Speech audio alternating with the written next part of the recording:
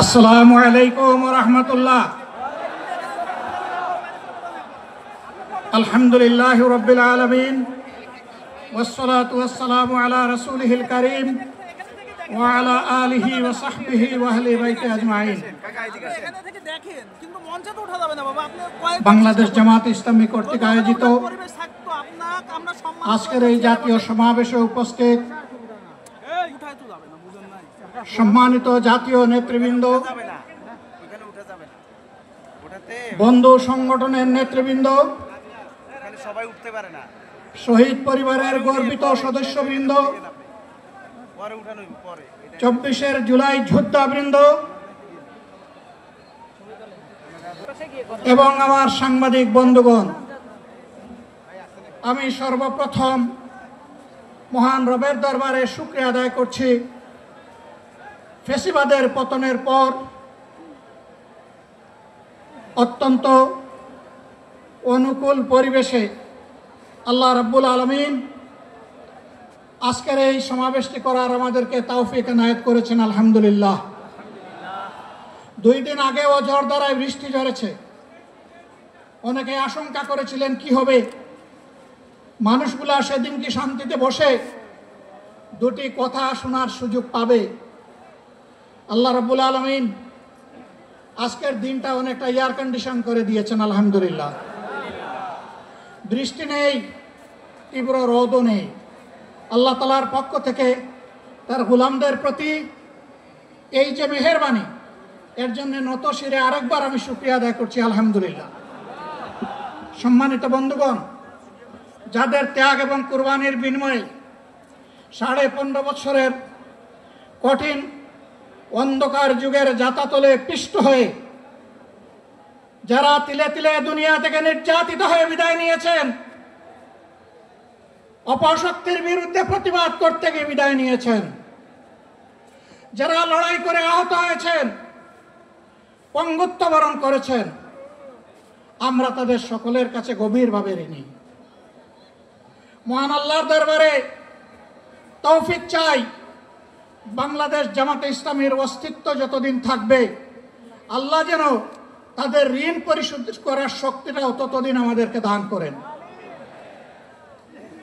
আমি গভীর পরিতাপের সাথে আপনাদেরকে জানাচ্ছি, আজকের এই বিশাল সমাবেশ আয়োজন করতে গিয়ে আমাদের 3 ভাই ইতিমধ্যেই দুনিয়া থেকে বিদায় গ্রহণ করেছেন। খুলনার দাবকুপ উপজেলার আমির জনাব মৌলানা আবু সাইদ বিদায় নিয়েছেন। পাবনার বয়োজ্যেষ্ঠ একজন মুরব্বী জনাব মুস্তাফিজুর রহমান, তারা এই আয়োজনে আসতেই পারেননি। আসার পথেই আল্লাহ তাআলা তাদেরকে তার কাছে তুলে নিয়েছেন। আরেকজন ভাই এখানে অসুস্থ হয়ে তিনিও ইন্তেকাল করেছেন, শাহ আলম। মহান রবের দরবারে দোয়া করি, আল্লাহ তাআলা তাদের উপর রহম করুন, তাদেরকে ক্ষমা করুন, জান্নাতুল ফেরদাউসের নিয়ামত তাদেরকে দান করুন, তাদের আপনজনদেরকে আল্লাহ তাআলা সবরে জামিল আতা করুন। সম্মানিত ভাইয়েরা, আবু সাইদরা যদি বুক পেতে না দাঁড়াতো, এই জাতির মুক্তির জন্য যদি বুকে গুলি লুফে না নিত, হয়তোবা আজকের এই বাংলাদেশটা আমরা দেখতাম না। ইতিমধ্যে হয়তো আরো অনেক মানুষের জীবন ফ্যাসিবাদীদের হাতে চলে যেত। 24 জীবন বাজি রাখা এই যুদ্ধটা যদি না হতো, তাহলে আজকে যারা বিভিন্ন ধরনের কথা এবং দাবি দাওয়া পেশ করছেন, তারা তখন কোথায় থাকতেন? অতএব আসুন, যাদের ত্যাগের বিনিময়ে আল্লাহ তাআলার এই নিয়ামত পাওয়া, তাদেরকে যেন অবজ্ঞা এবং অবহেলা না করি। শিশু বলে তাদেরকে যেন তুচ্ছ তাচ্ছিল্য না করি। অহংকার বলে অন্য দলকে যেন তুচ্ছ তাচ্ছিল্য না করি। অরাজনৈতিক ভাষায় আমরা যেন কথা না বলি। যদি এগুলো আমরা পরিহার করতে না পারি, তাহলে বুঝতে হবে যারা পারবেন না ফেসিবাদের রোগ তাদের মধ্যে নতুন করে বাসা বেঁধেছে। আমরা আশা করব আমরা এগুলা করব না, কেউ এগুলা করবে না, বরঞ্চ রাজনৈতিক শিষ্টাচার রক্ষা করে জাতীয় ঐক্যের বীজতলাটা আমরা সবাই মিলে একসাথে তৈরি করব ইনশাআল্লাহ। সম্মানিত ভাইয়েরা, আসরের নামাজ আসন্ন, আরো অনেক বক্তা ছিলেন, তাদেরকে আমরা দিতে পারি নাই, আমরা দুঃখিত। এজন্য আমার লম্বা কথা বলার সুযোগ নেই। যারা এখানে কথা বলেছেন তারা আমার মনের কথাগুলোই তুলে ধরেছেন। আমি শুধু বলতে চাই, আগামীর বাংলাদেশটা কেমন হবে? আমি বলি আরেকটা লড়াই হবে ইনশাআল্লাহ।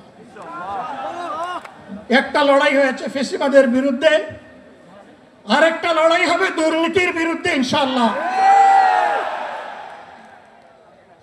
এই দুর্নীতির মূল উৎপাটন করার জন্য যা দরকার, আমরা তারুণ্য এবং যৌবনের শক্তিকে একত্রিত করে সেই লড়াইয়েও ইনশাআল্লাহ আমি জয়লাভ করব। প্রিয় ভাইয়েরা, জামাতে ইসলামী যে দুর্নীতিমুক্ত সমাজ গড়বে তার প্রমাণ কি? তার প্রথম প্রমাণ হচ্ছে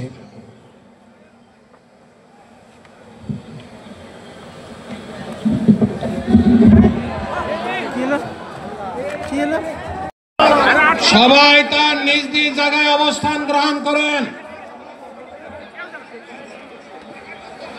আপনারা নিজ নিজ জায়গায় থাকুন, প্রয়োজনীয় দিক নির্দেশনা দেওয়া হবে। আপনাদের উত্তেজিত উদ্বেলিত হওয়ার কোনো কারণ নেই। মহান রব্বুল আলামিনের একান্ত মেহেরবানিতে আমাদের প্রোগ্রাম আলহামদুলিল্লাহ, শুকরান, আলহামদুলিল্লাহ কাসিরান। সম্মানিত ভাইয়েরা, বাংলাদেশ জামাতে ইসলামী যদি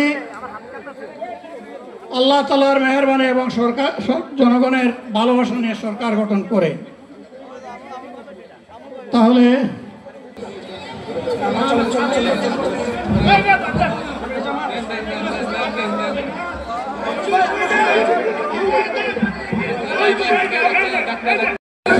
ডাক্তাররা বলছেন ওনার আর বক্তব্য রাখা ঠিক হবে না।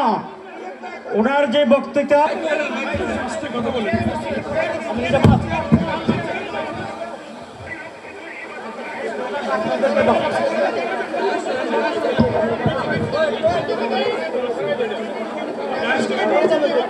আপনারা নিজ নিজ আসনে উপবেশন করুন।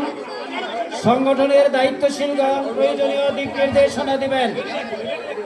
আপনাদেরকে নিজ নিজ জায়গায় অবস্থান করার জন্য অনুরোধ করা হচ্ছে। দেন না এখানে। আরে আল্লাহ যত সময় আয়াত দিচ্ছেন, আল্লাহ যত সময় আয়াত দিয়েছেন তত সময় মানার মানুষের মুক্তি অর্জন হওয়া পর্যন্ত আমাদের লড়াই অব্যাহত থাকবে। বলছিলাম, জামাতে ইসলামী যদি আল্লাহর ইচ্ছা এবং জনগণের ভালোবাসায় বাংলাদেশের মানুষের সেবা করার সুযোগ পায়, তাহলে মালিক হবে না, সেবক হবে ইনশাআল্লাহ। আজ আমি ঘোষণা দিচ্ছি, লক্ষ জনতাকে সাথে নিয়ে বাংলাদেশ জামাতে ইসলামী থেকে যারা আগামীতে সংসদ সদস্য হিসাবে নির্বাচিত হবেন, আরে আপনারা কথা বন্ধ করেন, আপনারা কথা বন্ধ করেন, সবাই বসে পড়েন, সবাই বসেন, বসেন, কেউ দাঁড়াবেন না, সবাই বসেন। যদি আল্লাহর ইচ্ছায় জনগণের ভালোবাসায় বাংলাদেশ জামাতে ইসলামী থেকে সংসদ সদস্যরা নির্বাচিত হয়ে সরকার গঠন করেন, তাহলে কোনো এমপি, কোনো মন্ত্রী আগামীতে সরকার কিন্তু প্লট গ্রহণ করবে না। কোনো এমপি এবং কোনো গাড়ি চড়বে না। কোনো এমপি এবং কোনো মন্ত্রী তার নিজের হাতে কোনো টাকা চালাচালি করবে না। তার নির্দিষ্ট কোনো কাজের জন্য বরাদ্দ পেয়ে থাকেন, কাজ শেষ হওয়ার সাথে সাথে বাংলাদেশের 18 কোটি মানুষের কাছে তারা তার প্রতিবেদন তুলে ধরতে বাধ্য হবে। সম্মানিত বন্ধুগণ, চাঁদা আমরা নিব না, দুর্নীতি আমরা করব না, আমরা সহ্য করব না। এই বন্ধুগণ, তোমাদের সাথে আমরা আছি। আমি আজকে জামাতের আমির হিসাবে এখানে কথা বলতে আসিনি। আমি এসেছি বাংলাদেশের 18 কোটি মানুষের একজন হয়ে কথা বলতে।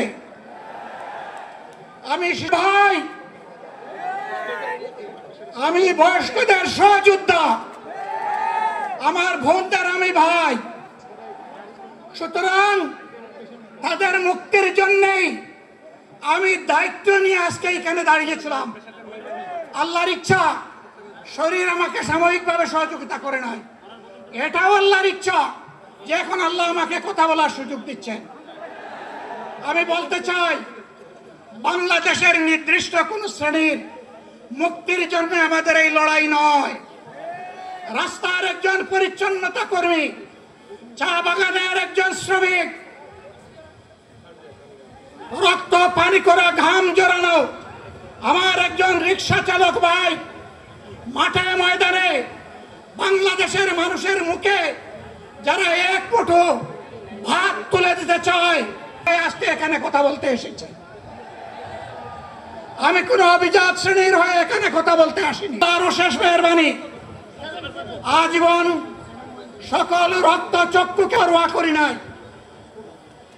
আমার আফসোস, 24 সালে জাতিকে মুক্তি দিতে গিয়ে যারা জীবন দিয়ে শহীদ হলো, আমি তাদের একজন হতে পারলাম না। আপনাদের কাছে দোয়া চাই, ইনসাফের ভিত্তিতে একটি দেশ গড়ে তোলার জন্য আগামীতে যে লড়াই হবে, আমার আল্লাহ যেন। সম্মানিত বন্ধুগণ, আমাদের প্রিয় শহীদ নেতৃবৃন্দ 2006 সালের 28 অক্টোবর থেকে শুরু করে পল্টন গণহত্যা, শাপলা গণহত্যা, সারা দেশের গণহত্যা, পিলখানার গণহত্যা, 24-এর গণহত্যা, এই গণহত্যা যারা করেছে তাদের সকলের বিচার বাংলাদেশের মাটিতে নিশ্চিত করতে হবে। এদের বিচারের দৃশ্যমান প্রক্রিয়া শুরু না করা পর্যন্ত পুরানা ব্যবস্থাপত্রে বাংলাদেশ আর চলবে না। এতগুলো মানুষ এমনি এমনি জীবন দেয় নাই, জীবন দিয়েছে